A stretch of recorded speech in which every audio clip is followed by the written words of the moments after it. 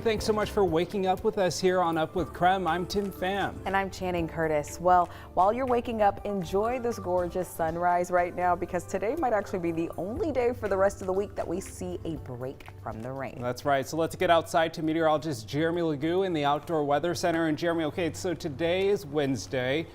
What does a camel have? Hump? Hump day! There we go. I got it. Nice. It is hump day, and we're halfway through the work week. So does that mean we look at the weekend? Yes. Duh. And it's all right. Halloween weekend. Give me a minute and 15 seconds and I'll get you there. But to get there, let's talk about what happens today. Right now, we've got the sun coming up. Still sit about 20 minutes from the official sunrise. Still sit about 35 minutes from it coming over the mountains. So for now, it's cool temps. 40 degrees here in Spokane. 40 in Coeur d'Alene, 43 in Sandpoint. Likely as cold as we get today. The wind doing a good job of stirring up the atmosphere. But speaking of wind, it's wind gusts up near 30 miles per hour to start the day, eventually tapering off this afternoon. But it does remain a bit more breezy than it otherwise would. Wind gusts up near 20, kind of enough to even move some of those trees around a little bit that have lost their leaves. Now that comes ahead of our next round of showers. That's moving in from the west. It's way out there. But for now, for us, it's a mix of clouds and sun. So we'll see waves of clouds move through. But remember, we talked about that ridge that sat to our south and west yesterday? Well, that wind kind of brought it in, and it's also going to push it back out. So expect clouds to build later on this afternoon and this evening ahead of tomorrow's rain. And as Channing and Tim mentioned, we hang on to that rain as we move through the next couple of days. Bulk of that stays in far reaches of North Idaho and northeastern Washington. But for us, it's sun today. It's a mix of clouds and sun, and temps climbing into the mid-50s, but there's just a wind gust right there, and that 40 degrees has a bit of a bite early on this morning. If you're wondering, I did wear socks. By this weekend, we're clearing out, drying out, sunning up. Temperatures near 50 degrees both days. Overnight lows fall back down near freezing. That is about as seasonal as it gets for the last weekend in October, but there is plenty of sunshine and it does stay dry for trick-or-treating. You just might want to throw on a few layers because 50 during the day means it's likely in the 30s by the time you're knocking on doors. We are now one step closer to getting a COVID-19 vaccine for children. An FDA advisory panel unanimously endorsed the kid-sized dose of the Pfizer vaccine for kids ages 5 to 11 years old. Now, while children are far less likely to get severe COVID-19 than adults, many panelists decided it's important to give parents the choice to protect their kids. It is pretty clear to me that the benefits do outweigh the risk. So the next step is for the CDC to decide if they recommend the shot. Then it will move to the FDA for full authorization. In the meantime, new data shows just how many people lost their jobs due to Washington's vaccine mandate. Almost 91% of employees have verified that they are fully vaccinated. Just over 3% of employees have received an accommodation, which brings the total of state employees in compliance with the mandate to more than 94%. Almost 3% left their jobs or were terminated due to the mandate, and the remaining 3% are pending action, which means they're in the process of being vaccinated, pending retirement, accommodation, or separation. The new numbers come as a federal judge in eastern Washington has denied a motion to stop Governor Jay Inslee's vaccine mandate. The group of workers are suing Governor Inslee. Some of the people include Spokane Fire Chief Brian Schaefer and Washington State Patrol Chief John Batiste, among some others. Judge Thomas Rice says the state has a legitimate interest in preventing the spread of COVID-19. It was just loud and terrifying to hear everything just go down so quick. Scary moments for students at University High School when a team of sheriff deputies rushed into an art class on Monday. University High School staff called deputies after a student reported seeing a freshman put a gun in his backpack. And this led to the arrest of a 14-year-old boy when deputies found the gun, and they say it was loaded. Now, the district is praising the student who saw the gun for immediately saying something. And in this event, that campaign, the See Something, Say Something, worked exactly as it was supposed to, where another student saw something that was concerning to them and reported it immediately to somebody that could make a difference. The district's director of security says only about 10 to 15 minutes passed between the time of the student reporting what they saw and the officer securing the gun, so they didn't need to go into lockdown.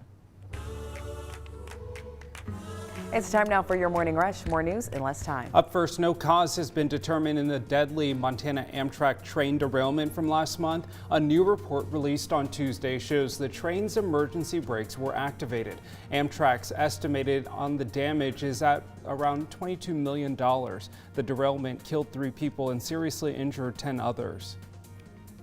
Washington Secretary of State Kim Wyman is heading to Capitol Hill as she accepts a new job leading the Biden administration's effort to protect future elections.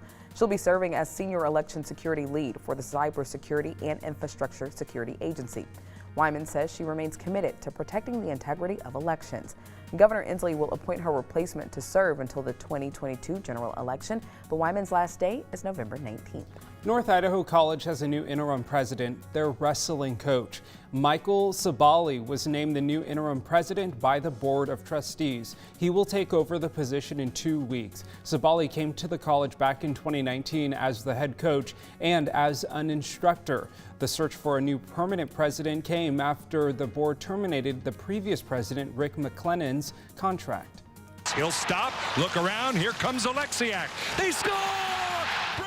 Yes, release the Kraken. The Seattle Kraken got their first home win in franchise history, taking a 5-1 victory over the Montreal Canadiens. Brandon Tanev scored twice, and Jordan Eberle scored his first of the season for Seattle. Their next game is on Thursday against the Minnesota Wild. Well, that's your Morning Rush. More news in less time. Let us know what's happening in your neighborhood by using the hashtag #UpWithKREM on social media. Well, if you've seen some film crews hanging around the South Hill, it's because a new movie is being filmed right here in Spokane. Yeah, celebrities in town and people in the neighborhood are excited to see how it all turns out. So Nicole Hernandez is live this morning with more on what neighbors are saying about Hollywood making an appearance here in Spokane. Good morning, Nicole. Hey, good morning, guys. I mean, you said it, Hollywood is officially here in Spokane, and it's all happening right at this house behind me. So take a look. This house right here is on the South Hill. It's being transformed into a movie set for the film called Dreamin' Wild. It's starring Casey Affleck and Zooey Deschanel, and like we mentioned, being filmed right here in Spokane. So it's based on the true story of Donnie and Joe Emerson, who lived in Fruitland, Washington. They recorded an album in the late 70s, and it got rediscovered decades later right here in Spokane, meeting critical acclaim. Residents of the South Hill are excited about the movie being here. Movie producers even asked one resident if they could rent her car, a 1989 Audi. I don't know. I'll have to see how it turns out and, see if my house is in there, see if my car is in there. Well, I think it's exciting for Spokane, of course, to have some, kind of exposure to the rest of the country. And we do exist here, and that we're not awful and and all that good stuff. So yeah, So crews will be filming in different spots all around the South Hill, but as of right now, we don't have any word as to when the movie will be released. Live in Spokane, I'm Nicole Hernandez. After Monday's practice, our team just kind of came together and kind of were like, we got to move on. The Cougs are moving on, and this is according to the quarterback Jaden DeLora, something they had to do really quite quickly. So we heard from players for the first time since the former head coach Nick Rolovich was fired last week for refusing to follow the state's vaccine mandate. DeLora made it clear that they are making the most of the rest of the season and they're getting back on track. We still got to come out there and play. And yes, something like that, something sad happened where we lost our coaches, but at the end of the day, we still got to go out there and finish the season off. So when it comes to the new interim head coach, Jake Dickert, he says the bond is starting to form between him and the team. He's really professional, and he's really just himself out there on the field, so which I really like. He's not like trying to be too nice. He's just a head coach now.